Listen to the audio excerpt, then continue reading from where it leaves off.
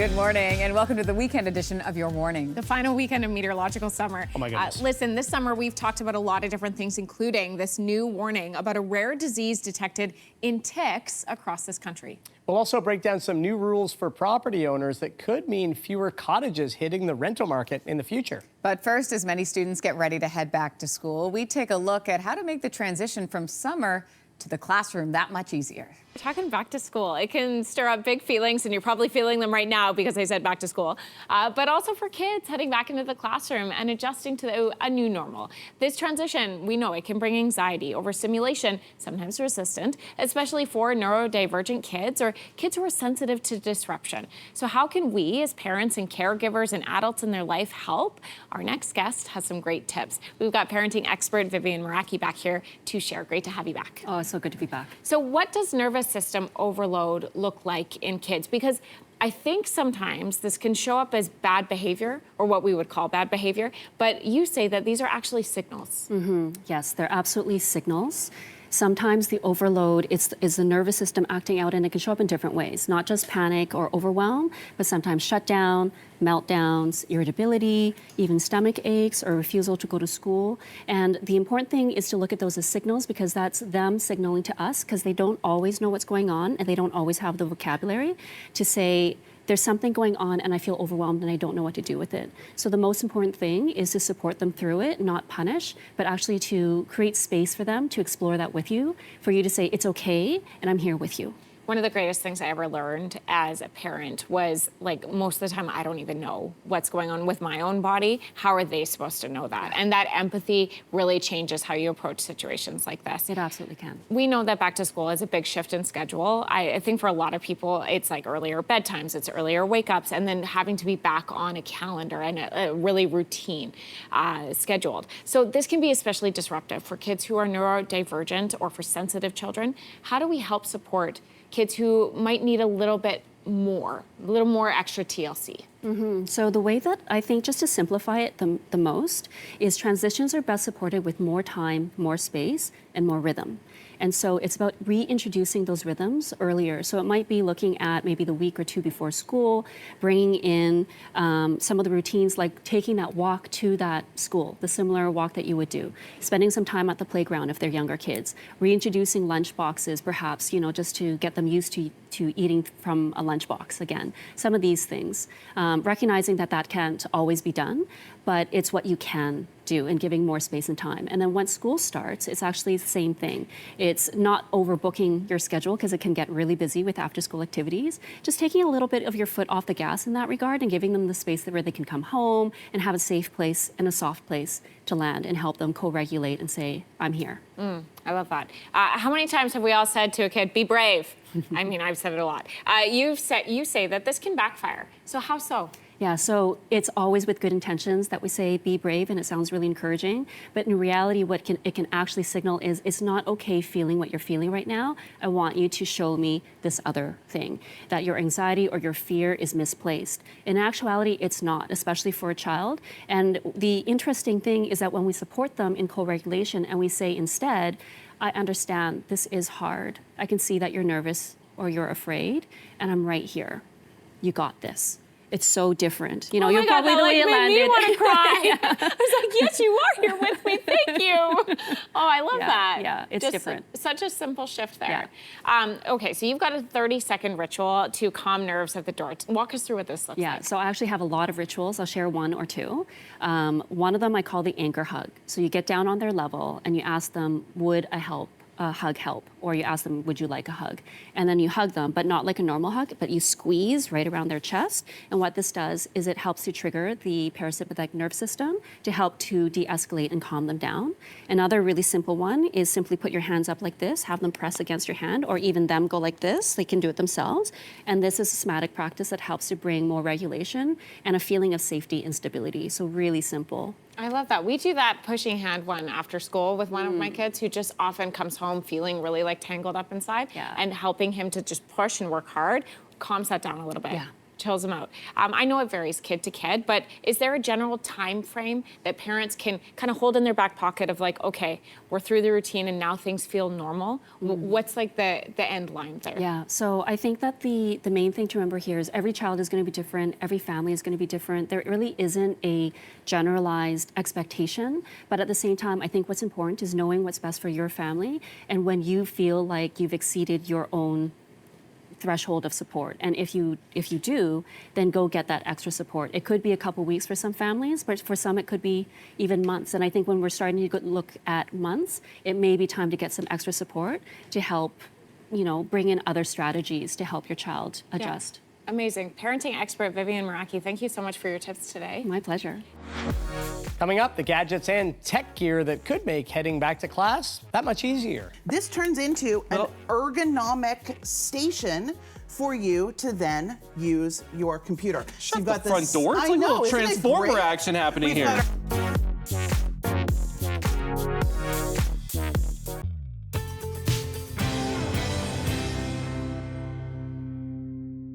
This morning, we're setting students up for success with a look at some gadgets and gear that are guaranteed to get an A+ here with her back to school tech picks, our tech expert, Avery Swartz. Good morning, Avery. Welcome. Good morning. Thank you. This is exciting stuff. I have a 6-year-old and 4-year-old boys at home, which is exciting because, our youngest is off to JK this year. Oh my School gosh. for the very first time. We've kind of divided this up into two. I want to talk about your son in a second because we'll get to that with the older kids. Yes. But let's start with the younger ones. We have a lamp speaker combo. Okay, so like all parents, that a good back to school starts the night before. True. You got to have a good sleep, right?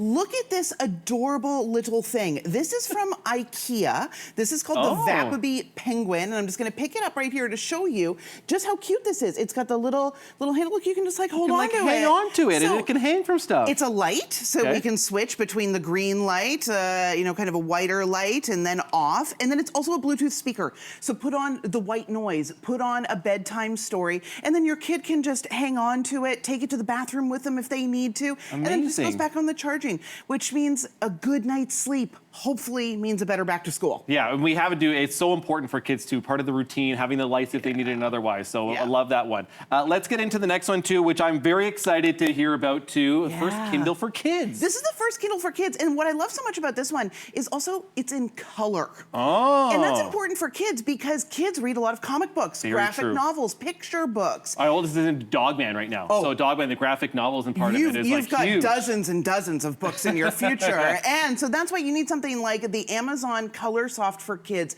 This comes with a case. It comes with an Amazon Kids Plus subscription. So kids can load up books and they can just grab whatever they want. And my favorite part of giving a kid a Kindle is that it can't do anything else. There's no games, Right. there's no social media. Just All reading. you can do on this device is read. Yeah. So you can feel comfortable just handing it over to a kid. It's got parental controls. You can say, here you go, just knock yourself out. We're so totally into books in our house, so I absolutely love that one a lot. Let's get into headphones, shall we, too? Because, again, another important part of back to school. Yeah, and when you have young kids, you're a little bit concerned about making sure that volume levels are safe Always for my their wife and I. ears, Like, I'm right? testing it always before I'm putting it on theirs. So these are called the J Buddies. This is from JLab. These are only $30.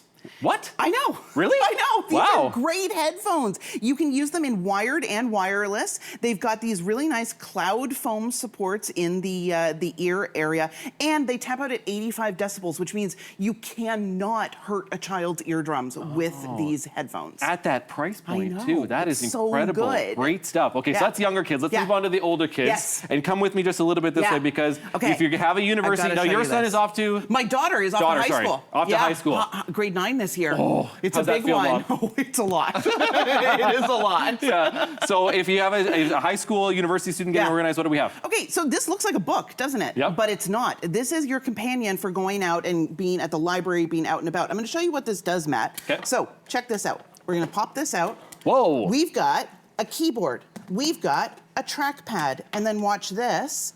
This turns into, I've got a little laptop over here. This turns into an ergonomic station for you to then use your computer. Shut the front door. It's like a little Transformer action happening here. We've got our keyboard, we've got our trackpad. You can take this with you anywhere. Then you've got your screen at eye level, more ergonomic workstation for you. Amazing. Again, and I love that it's up there like that too, to be able to do that with, again, the trackpad as well. Love that. Yeah, that's Great from stuff. Logitech, that one. Okay, the next one maybe not the most fun, per se, but so important. so necessary. So important. Yeah. Portable charging, right? We've got this one from Belkin. This is the Belkin Boost Charge Plus 10K. What I love so much about this is it's got the portable charger. This can charge your device for 30 hours, but also check this out. If you forget your cables, it doesn't matter. No. Because the cables are right out there, of it. right? They're just built right into the device. So again, not the most fancy thing, but really, really practical. Genius. From Belkin. I need to get my wife, I think, one of these two, it's to a be good honest, one. for kids too. Okay, lastly, certainly not least, but we get into some headphones too for the older kids. Headphones for the older kids. And again, coming in at an amazing price point. These are the Skull Candy Method 360 ANC. ANC stands for Active Noise Canceling. These are headphones with sound by Bose. So I'm just going to show here. We've got the camera coming in here. Check this out. We open this up like this. It's got a very cool little case. We pull these out. We've got the earbuds here. So we've got, you know, there's that one on that side, this one there. You can lift that up if you wanted to. With the noise canceling. With noise canceling. So what's great about these are on sale for $99. What? Right now. I know. Wow. It's really, really good premium sound because the sound is by Bose, but not the premium price point. Got active noise canceling for when you're studying, and then really good, rich sound with great bass for when you need some pump-up tunes to get you ready for class. Both headphones, great options and great price points. Great price points. Avery Swartz, some wonderful recommendations. Thanks so much for being here this morning. Thank you. Appreciate it. And hopefully September goes well. Oh, here's hoping. Fingers crossed. Ahead on your morning, a new warning about a rare disease that is being spread by ticks, which has now been detected in this country. We'll speak to a health expert after this. In very highly endemic areas, for example, in the Northeast United States, anywhere up to about 10 to 15% of cases of Lyme have co-infections with other infections that the ticks carry.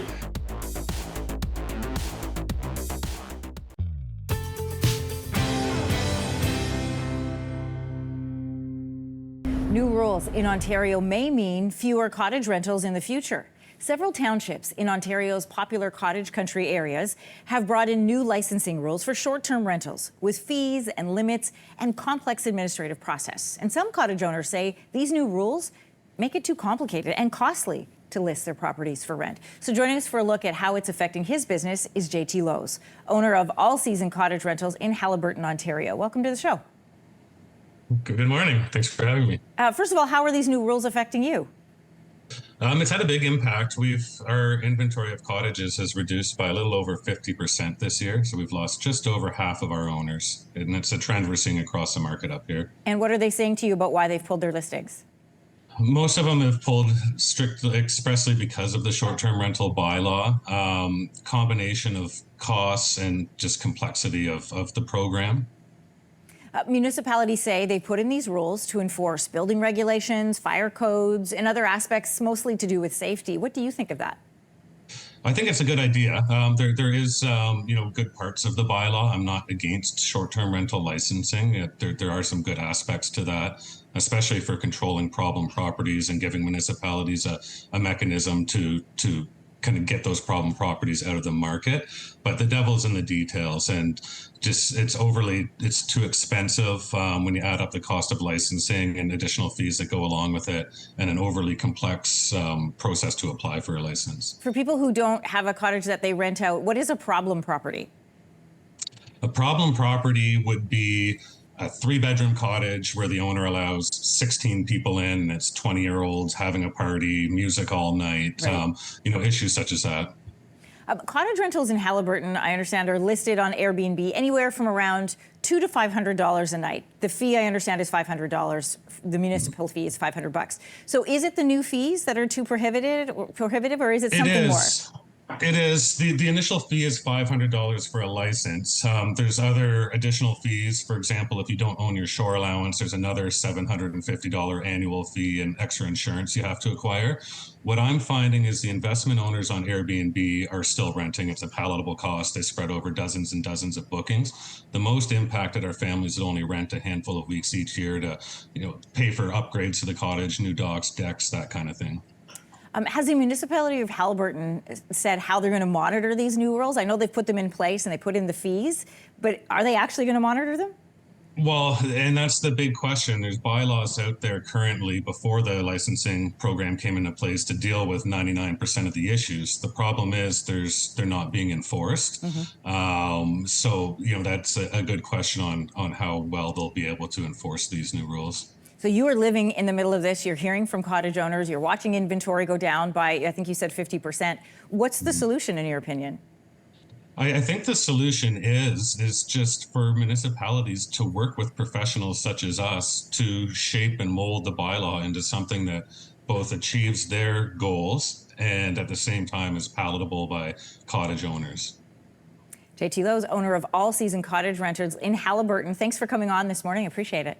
Thanks for having me. Experts are warning about a rare and deadly disease being spread by ticks, and it's now being detected here in Canada. Officials in Quebec have confirmed a case of what's called Rocky Mountain spotted fever in the eastern townships. Oh, look at that thing. The case is Quebec's first ever reported RMSF infection. Cases have also been reported in dogs in Ontario. For more on the disease, we are joined by infectious diseases specialist Dr. Isaac Bogosh. I saw you smile when I said, look at that thing, but honestly, look at that thing. Can we talk about Rocky Mountain spotted fever? What is this and what are the symptoms? Yeah, this is a tick-transmitted illness. It's well known to exist all over parts of North and South America. Of course, it occurs in the United States. Despite the name, most cases in the United States don't occur in the Rocky Mountains. It's mostly in the south and southeastern United States. But of course, ticks have been migrating north, and this infection has been migrating north and has now been detected in Canada. As you point out, it can cause fever, headache, muscle aches and pains. And after about the third day of symptoms, a very characteristic rash breaks out. And while all infections have a range of severity, including this one, many people with this infection can be on the more severe end of the spectrum. This can cause a very significant illness and can result in hospitalization and death. Fortunately, it's extraordinarily rare in Canada. But I think, as we see ticks survive and thrive in more northern latitudes, we're seeing more and more tick-transmitted illnesses, and we can add this one to the list here in Canada. I'm going to ask you about that list in a second. But in terms of timeline, so you get bitten by a tick. How long would it take for symptoms to show up? The range is about 3 to 12 days. Most people will start to see symptoms in about 7 days. And the first few days of symptoms are pretty non-specific: fever, headache, muscle aches, and pains. But when that rash starts to appear and people start to get very, very sick, that's one of those telltale signs that this is on the list of potential etiologies causing the illness. How is it treated? Doxycycline is it's an antibiotic. It's by far the drug of choice for this infection and other related infections. Doesn't matter your age but if this is suspected, the drug of choice is doxycycline. It's a very widely used antibiotic, and we have it in Canada. You talk about, severe outcomes with this. Even if the disease is treated, RMSF can be deadly. According to the Cleveland Clinic, between 5 to 10% of people with this who receive treatment die. Without treatment, 25% of people die. Who is most at risk here? Really, those with delays in care. And that's the key thing. And that's why conversations like this are important. It's important for people, but also frontline healthcare providers and those who work in public health to be aware that we do have emerging tick-transmitted illnesses here in Canada. The general public should be informed of this as well. And yes, let's also back up and remind that there's only been one case in humans in Eastern Canada. But I think the point here is that we will likely see more of this as we're seeing more other tick-transmitted illnesses. We should be aware of it because that can enable someone to think about this and then start prompt treatment so we can avoid those complications. What is up with ticks? Why are they out to get us? I feel like usually I talk about ticks and Lyme disease, right, doctor? So here's my question for you. Can one tick carry multiple diseases? If I get bitten by a tick, am I looking for everything? Okay, that's a great question because, for starters, the short answer, yes, single ticks can transmit multiple infections, but a slightly better answer is that there's a particular type of tick that transmits Rocky Mountain spotted fever. That's called a dermacenter tick. And then we have there's lots of different types of ticks. Another tick, it's called the Ixodes scapularis tick, or the black-legged tick. It can primarily transmit Lyme disease, which many people are aware of in Canada. But in very highly endemic areas, for example, in the Northeast United States, anywhere up to about 10 to 15% of cases of Lyme have co-infections with other infections that the ticks carry. And these might sound like funny words, but we have these now in Canada, an infection called anaplasmosis, another infection called babesiosis. And again, these are emerging tick-transmitted illnesses that we have in Canada with greater frequency, and Canadians and public health providers and healthcare providers should be more familiar with them because we are seeing more of them. How do we protect ourselves? Very straightforward. Step one, recognize that we live in the best country on the planet, and this should not prevent us from going outside. We should be enjoying the out of doors as much as possible. Step two, prevent yourself from getting tick bites, right? That means putting on long pants and long sleeve shirts. That doesn't mean that's entirely practical when it's 35 degrees outside, so insect repellent is also extremely helpful. And then when you come inside from an area where there's ticks, like wooded areas or areas of tall grass, have a tick check. Look all over your body. Maybe have someone look in the backs of your legs and your arms where it's hard to see, and promptly remove the ticks, and we'll be okay. Infectious diseases specialist Dr. Isaac Bogosh, thanks so much. My pleasure. Next week on Your Morning, we'll be joined by Terry Fox's niece to tell us more about this year's 45th annual run.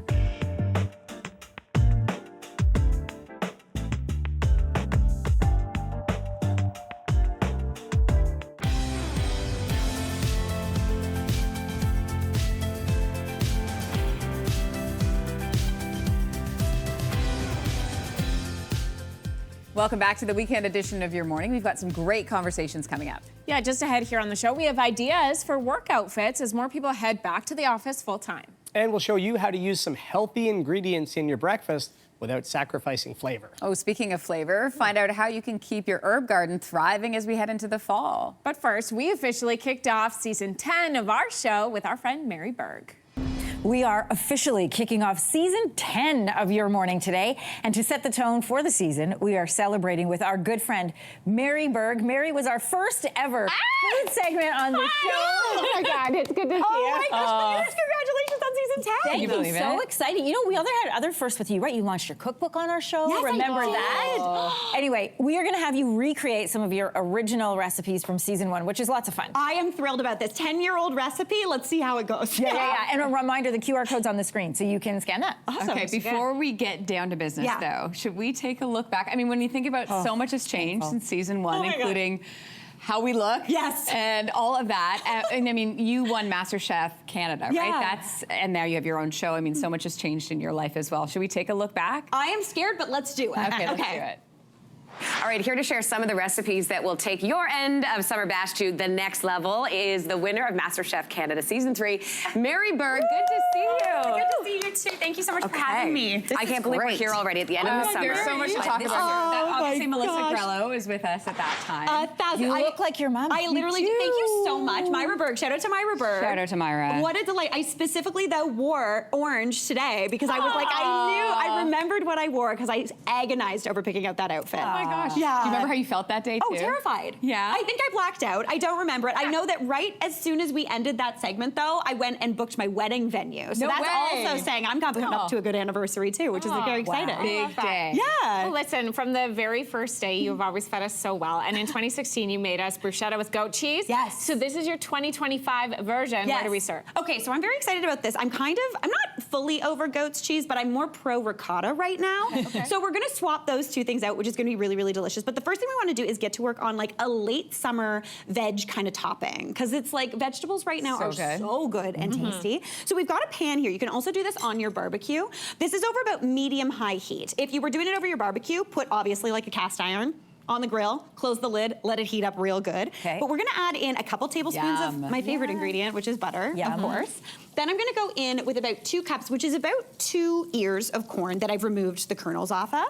So that's gonna go in. Okay. Kelsey, do you mind seasoning with salt? Yeah, of course. I got you. Perfect, thank you so much. How much? Well, look at this portal. That's Do you always have a portal? Yes, I do. It is like a portal. It is a They call it portal. a salt pig. Can you Do you know why can you it's show called a it? pig? I don't know why it's called a salt pig, but we're calling it a portal today, which is it's like like a Mario portal. Okay. You know, Go like all a the way tube. in. Yeah. Okay. All It's right. a delight. Honestly, you always want to season though as soon as you're adding things into the pan, and that's not necessarily to give a salty flavor. It's actually to draw out moisture, which concentrates the flavor of the vegetables. Oh, so it's really tasty. I like it. All right, so I'm going to give that a real quick stir. Now you'd want to cook this down for about, I'd say, 5 or 6 minutes until it's nice and kind of golden brown.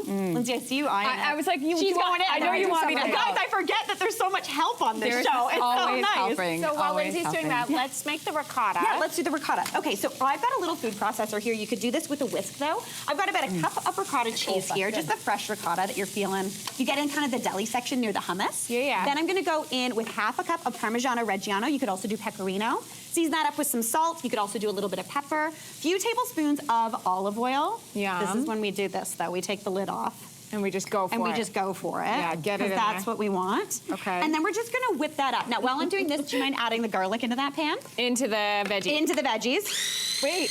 Oh. I feel good Got about it. this.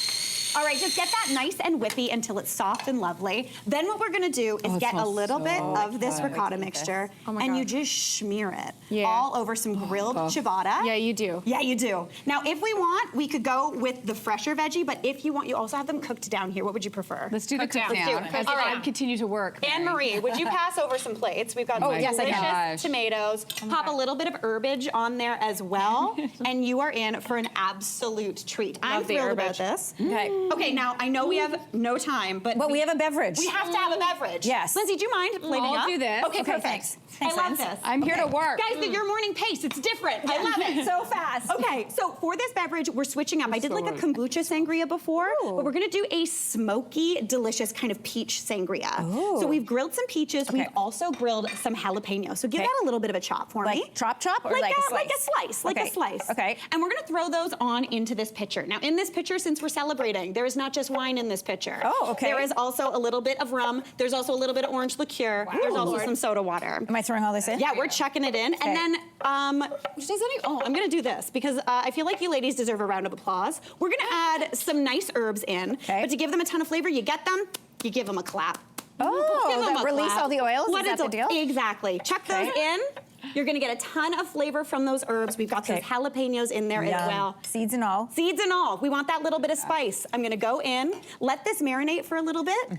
And ladies, we have got an absolute treat. Oh my gosh. Throwing it down. Oh, Mary, guys. I love your food. It's always so delicious, and it really is easy to make. You know, I you. still make your carbonara. Do you really? Well, too. Yeah, it's so good. Guys, this is an absolute delight. Huge congratulations to you all. I am thrilled. I love having you as neighbors and seeing you guys succeed. It's an absolute Hey, delight. thank you, Mary, and cheers to season 10. Don't forget, you can catch Mary Berg on The Good Stuff with Mary Berg weekdays at 10 a.m. Eastern, right after our show. Coming up, delicious and healthy ingredients you can substitute into some of your breakfast.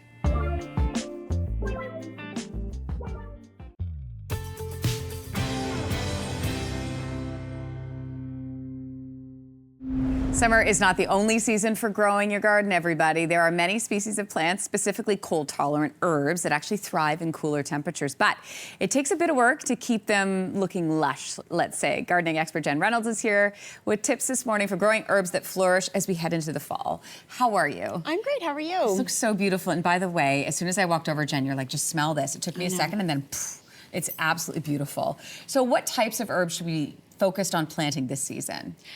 So we want to make sure that we group them according to different planting situations. So I have a Mediterranean herb basket here, and everything here loves the hot weather. It likes well-drained soil, and it has a very similar growing condition. And then I have this basket here, which is a little bit more delicate leafy greens too, like the parsley, the cilantro, the lettuces, and they prefer like a very well-drained soil and you know, a nice cool nights and so it works well at this time of year. It does. We've got It those does. cooler nights. So what's in this basket in the Mediterranean? So in our Mediterranean, you can smell the oregano right here. smells It is. so good. Isn't it amazing? Yeah. We have the rosemary, we have some thyme, and we have some sage, and these all love the cooler nights. So it's like the warmer days, the cooler nights, and I've also added some edible flowers here too. I was wondering about this. Yes. So I have calendula in here, and it Can I actually, eat it? yeah, you can. And I Really? knew Can I you were try? going to ask that. You did? Do I eat like the yellow part? Yeah, no, you eat the little, pull out the. This isn't like a joke, right? the Like I can petal. full No, on no, eat this? you Okay. can. Pull out the This? petal. It tastes pepper. Well, you tell me what it tastes like. often you'll see that in salads. It's a nice little garnish. You were going to say peppery? Yeah, it's very peppery. It's a great, and so I always like to add flowers into my herb baskets because it brings in the pollinators, plus it makes it a lot more fun too, It looks beautiful as well. I know, because Do you eat that one It's too? like feasting. No, I put the echinacea, well, you could. Like, you can, yes. I mean, I love that you're very hungry right now. This is the time of morning, Jen. I haven't had anything to eat yet. But we feast with our eyes as much as we, feast with our bellies too. So having a nice arrangement of plants together, I think really makes a big difference and wants you to, it helps you to keep it into the fall because all of these things too, like the oregano will be something that is a perennial. So I'll put this in my garden before, we'll ask Kelsey when the first frost is, and I'll put it into the garden before then, and same with the thyme because they'll come back next year. So these are all very similar and they liked being in these conditions. Okay. When you're harvesting, so I'm gonna let you take those scissors right here. And when you're harvesting like these, they're more woodier herbs. You don't want to take more than about a third. So you can just like snip off, yes, right here, the like rosemary right here. Yep. That's it. And then when you move to this basket right here, which is a little bit more delicate and leafy, like the parsley and the cilantro and the lettuces, you'll want to take out from around the sides. So is this the cut and come again method? Cut and come again. So the whole idea is that we keep sort of the crown of the plant together, and you're harvesting all from the outside. So like here? Yeah, just And is it kind of the third as well, or am I going right down? You can go, you can take as much as you need. The best thing about these types of herbs, and dill would be included in this as well, is that these herbs actually you're promoting more growth. So they'll, right up until the first frost, these will stay, isn't it beautiful? Yeah. And I added some little roses in here too. Of course, you can put the roses. I was going to ask you if I could eat that, and then you can. I can. I wouldn't put anything in here that you couldn't eat and be okay about. Exactly. So I spent a lot of my yesterday mulching my front area because you know what? It was a nice way to cover things that I didn't want people to see. Yep. And an inexpensive way, especially at this time of year. That's the other thing with when you're trying to buy plants at this time of year and things like mulch. It is you may get a deal. Yep. So let's talk about the importance of mulch and compost with this kind of gardening. So it's like a nice little blanket, a warm blanket. So with the cooler nights, having a good layer of compost in all of your planters and even in your garden keeps things warm. So just making sure that you have this nice loam. So there's some compost, there's some soil in here, there's some leaves, and you have a little thing too. Just adding it into the planter. Yep. Like that. Just make sure that you have a layer of that, especially in your herb planters. You can keep them by your side door, harvest them. Again, even they'll take a few frosts. So I have so much extra mulch. We bought 30 bags. We needed like 18. Well, but I may use it in other areas, you right? will, like this. And it will biodegrade too. That's the great thing about nice. using mulch and compost is that it works itself into the soil. It helps feed the soil too. So save some for next year because you'll need it. Oh, I have some. I wonder if I should return it. Gardening expert Jen Reynolds, always good to see you. Thank you so much. Thank you. So who doesn't love a big stack of pancakes to start today? That is exactly what we are going to serve up in the kitchen, except we're going to swap out the buttermilk for kefir, which packs a probiotic punch without sacrificing any flavor. If you are looking for back-to-school breakfast that your kids will like and that you'll feel good about, this is a win-win. And Aleda Batarse is here to walk us through some of the breakfast, plus we've got some oatmeal cookies for snacks as well. Welcome to your morning. Thank you, Anne-Marie. We should tell everybody there is a QR code. You can scan that, get the recipes right away, and they're also found in your new cookbook, Deliciously Nourishing Eats. Love it. Congratulations on the cookbook. Thank you so much. Okay, let's get started on the pancakes. We're going to swap out the buttermilk for the kefir. And if people aren't familiar with it, what benefits does kefir give? Well, it's packed with a ton of probiotic cultures. It's really good for digestion, and although there is a dairy component in it, it is very easy to digest. So it's just you get all the flavor, and then it's good for your gut. Yeah, so you still get the tanginess like a buttermilk? It does, and buttermilk has that trademark tanginess that's sometimes not easily accessible, like not all grocery stores sell it. Right. So a lot of people resort to making their own at home with a little bit of lemon and milk or vinegar and milk. So I find it's very helpful to just have this, and it has health benefits. Amazing. Well, let's get started on the recipe. So what do you have first of all in this bowl?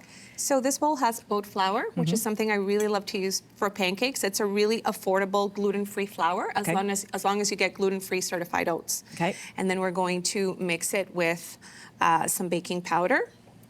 we're going to be adding baking soda.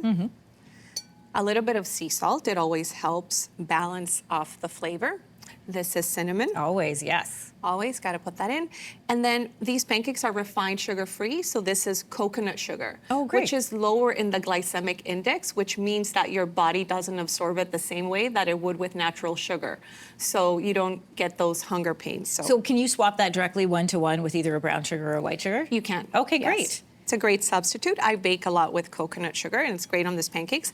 I like to always give your dry ingredients a decent stir, especially, for the baking soda and baking powder components. Right. And then we can work on our wet ingredient batter. Okay. So this is the star ingredient, the kefir, Okay. which becomes our buttermilk. And we will go in with the coconut oil. Okay, great. Coconut oil acts as butter, so these pancakes, if you didn't have the kefir, this is a really great substitute for vegan pancakes as well. Vanilla extract, of course. Something I don't really measure. I just call for a big Just splash. do it with love. Just like garlic. And then we have an egg. Full egg. Full egg. And then we do our blueberries. Blueberry pancakes are just such a classic breakfast. So good. And you can mix these as well. Just a little bit of a stir. Something that I always tell readers is that you should not overmix your pancake butter, similar to your muffin butter, because otherwise you end up with very dense pancakes. Great. So we go And we in. want them fluffy and light. Exactly. We like that kind of texture, and then we are just going to Combine them both combine them both in. And you have your batter. And we're then just after going you give that a to combine stir- them just enough, yes? I want to give her to the pan so that we can try some of them because they look really, really good. What are you serving them with? I love to serve them with maple syrup. I really enjoy almond butter. Almond butter really adds something to the blueberries. It's probably one of my favorite flavor combinations. Okay, I'm going to add that because I have And- not done that combo. And then we're going to go ahead and see, the batter is ready. Oh, yeah. Even if it looks a little bit runnier than usual, it's got different components, and then it will.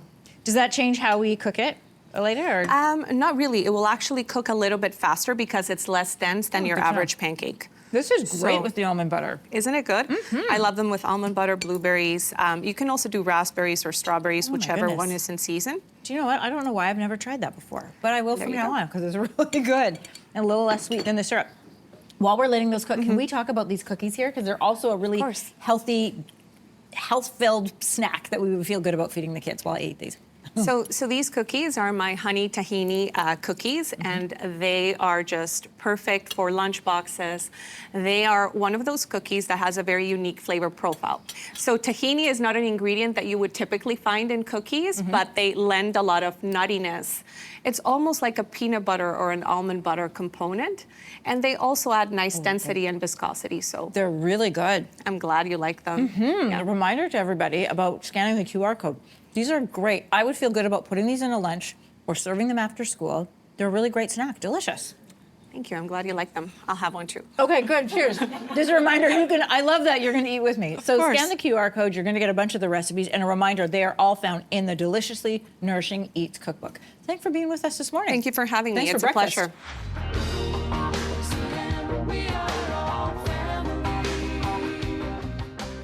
Coming up Tuesday on Your Morning, Juno winner Susan Aglukark joins us to talk about her new memoir.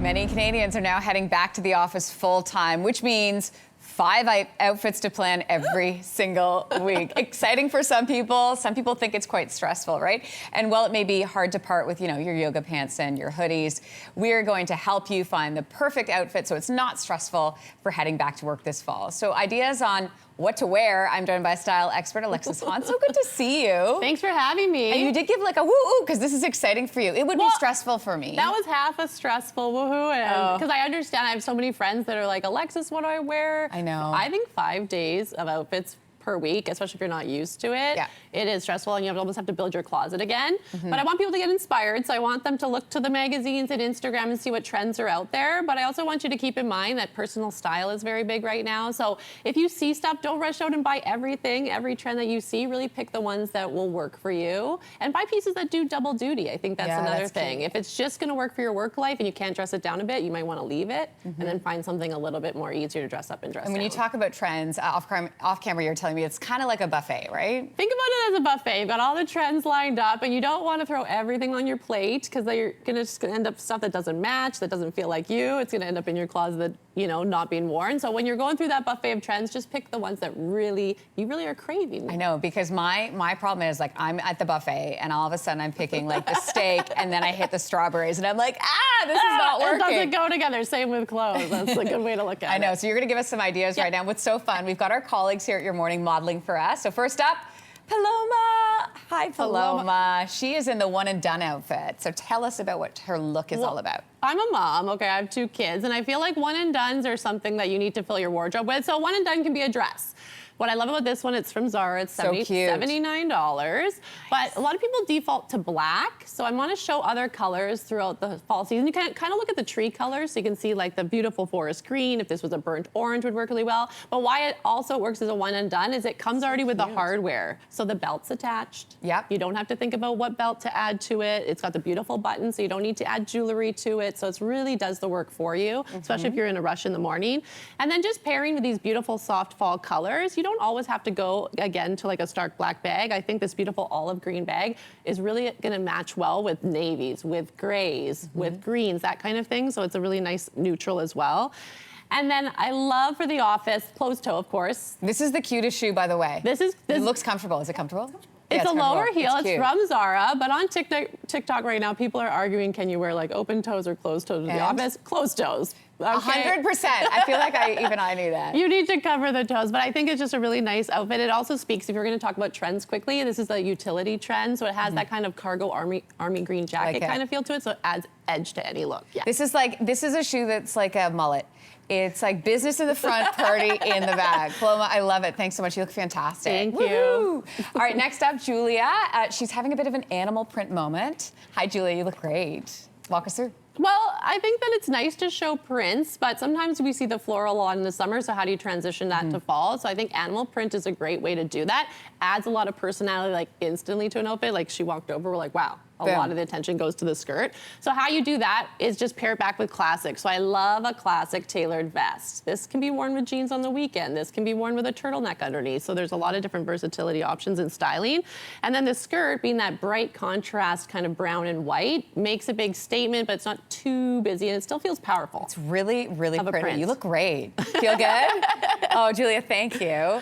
It's man time, okay? Ooh, okay, let's on do the it. show. Stuart, we're going to bring in. Stuart, looking sharp. Stuart, I love it. This is Stuart's second time with me here where I can style him, which is awesome. So I want to show these pants come as a suit, but what I want to show you is men shop in separates if you can. So the jacket's this beautiful faux suede jacket from Zara. Nice. It's so soft. He was telling me backstage, basically, it's like so cuddly. It feels like a sweater. Is it?